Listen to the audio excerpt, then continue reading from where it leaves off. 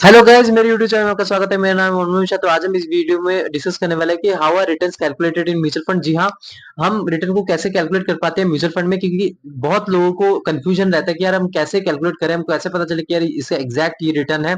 और कई लोग पता नहीं लगा पाते एब्सोल्यूट रिटर्न क्या होता है, XIRR क्या होता है, CAGR क्या होता है। तो आपको इस वीडियो में पूरा डिटेल में बताऊंगा और आपको पूरा क्लैरिटी हो जाएगी। उसके बाद आपको कोई कंफ्यूजन नहीं रहेगा, कोई दूसरी वीडियो देखने की जरूरत ही नहीं पड़ेगी। तो मेरे चैनल को सब्सक्राइब कर दीजिएगा। मैं ऐसे वीडियो लाता रहता हूं। चलिए शुरू करते हैं। सबसे पहले मैं आपको बता दूं कि यहाँ पे जो तीन टाइप के होते हैं, एक है एब्सोल्यूट रिटर्न, दूसरा है XIRR रिटर्न और तीसरा है आपका CAGR रिटर्न।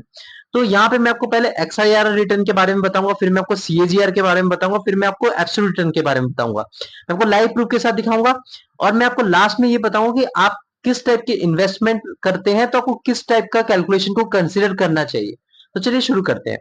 तो जैसे कि आप मेरे यहाँ पे स्क्रीन पे देख पा रहे होंगे कि यहाँ पे मान लीजिए आपने पहले SIP को कंसीडर करते हैं और XIRR के बारे में आपको पता होता है। XIRR का फुल फॉर्म होता है extended internal rate of return. तो जैसे कि आप मेरे यहाँ पे स्क्रीन पे देख पा रहे हैं कि आपने मान लीजिए SIP कर रहे हैं, आपने 3 महीने तक SIP करा। तो यहाँ पे एक कॉलम है SIP ट्रांजेक्शन डेट, और दूसरा आप कॉलम देख पा रहे हैं उसका नाम है कैश इन फ्लोज। तो यहाँ पे हम कैश इन फ्लोज में हमारा जो SIP पैसा जो है डिडक्ट करेंगे। तो आपने मान लीजिए 21 तारीख को, एक महीना मतलब 21 जनवरी 2024 को आपने 3,000 रुपए एक पर्टिकुलर फंड में इन्वेस्टमेंट किया। तो यहाँ पे -3,000 रुपीज। वही आपने 21 तारीख को दो दो मतलब फरवरी को आपने फिर से 3,000 रुपए इन्वेस्टमेंट किया। फिर से आपने तीसरे महीने में 21 तारीख को आपने फिर से इन्वेस्टमेंट किया 3,000 रुपए। लेकिन जब चौथे महीने में आप जब पहुंचे तो आपका रिटर्न जो बन गया, मतलब आपने 9,000 रुपए टोटल इन्वेस्टमेंट किया, क्योंकि आपने तीन तीन तीन आपका 9,000 रुपए इन्वेस्टमेंट किया और आपका 9,000 रुपए बन गया 20,000 रुपए।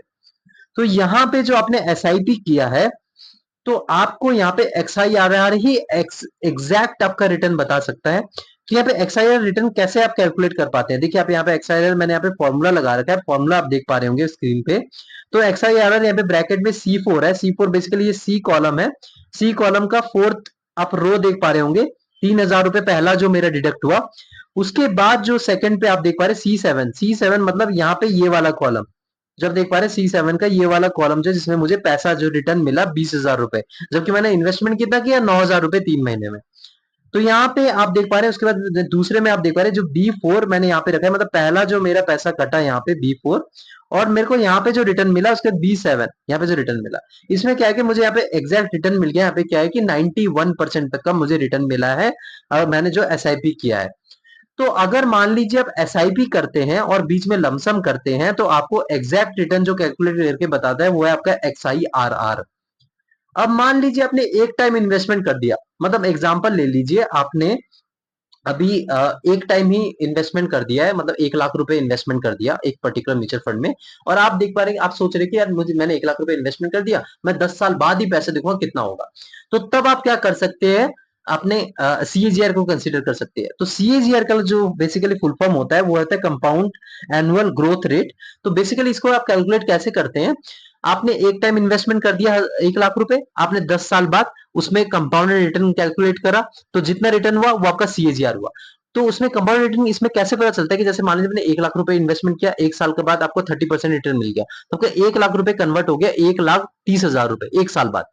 उसके बाद आपका सेकंड ईयर में आपको फिर से 30% रिटर्न मिला, तो आपको जो 30% रिटर्न मिल रहा है वो आपका 1 लाख पे नहीं मिल रहा है, आपका 1,30,000 पे मिल रहा है। तो वैसे ही आपका जो पैसा है वो कंपाउंडेड होता रहेगा। उसके आप पैसा कोई जोड़ नहीं रहे, आप लमसम भी नहीं कर रहे हैं, आप SIP भी नहीं कर रहे हैं। आप 10 साल बाद उसके बाद आप जो रिटर्न देख रहे हैं वो आपका CAGR रिटर्न होता है। तो अब तब उस पर कैलकुलेट कर पाते हैं। अब तीसरे पॉइंट पे बात करते हैं, वो है आपका absolute return. Absolute return basically क्या होता है कि आपका जो प्रिंसिपल अमाउंट है उससे कितना ऊपर बढ़ा है।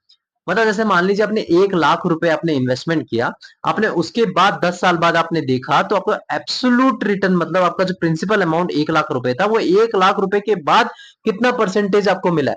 अगर मान लीजिए आपका 1 लाख रुपए 10 साल बाद डबल हो गया, 2 लाख रुपए हो गए, तो आपका वो हो गया 100% का एब्सोल्यूट रिटर्न। क्योंकि आपका 1 लाख रुपए डबल हो गया, आपको 100% मिला रिटर्न, लेकिन वो 10 साल बाद हुआ। लेकिन अगर आप डिवाइड करेंगे तो 10 साल में, तो आपका जो ईयरली रिटर्न आ रहा है तो आपका 10% रिटर्न आ रहा है। तो ये आपका हो गया ओवरऑल जो एब्सोल्यूट रिटर्न होता है, वो प्रिंसिपल अमाउंट पे कैलकुलेट होके पूरा ओवरऑल देखा जाता है कि कितना आपका जो प्राइस है इंक्रीज हुआ है और डिक्रीज हुआ है। तो ये ओवरऑल ये 3 चीज़ था, तो मैंने आपको ओवरऑल मैं आपको लास्ट में एक चीज़ बता दूँ, जब आप एसआईपी करते हैं और लमसम करते हैं, तो आप अगर एग्ज़ैक्ट रिटर्न जानना चाहते हैं तो एक्सआईआरआर को कंसीडर करिए। अगर आपने वन टाइम इन्वेस्टमेंट कर दिया और 10 साल बाद आप कोई म्यूचुअल फंड में देखते हैं, मतलब आपने एक बार ही इन्वेस्टमेंट किया, 10 साल बाद आप देख रहे हैं, तो आप कैलकुलेट करते हैं एग्जैक्ट रिटर्न जानने के लिए, तो सीएजीआर को कंसीडर करिए। और एब्सोल्यूट रिटर्न बेसिकली क्या होता है कि आपका जो प्रिंसिपल अमाउंट है उससे कितना परसेंट इंक्रीज हुआ है ऑल मतलब ऑल टाइम में। तो ये आपका ये जो 3 होता है, ये आपका हमेशा कंफ्यूजन रहा होगा, तो इस वीडियो में होप करता हूँ कि आपको क्लियर हो गया होगा। तो मेरे चैनल को सब्सक्राइब जरूर कर दीजिएगा, मैं ऐसे वीडियो लाता रहता हूँ। Thank you.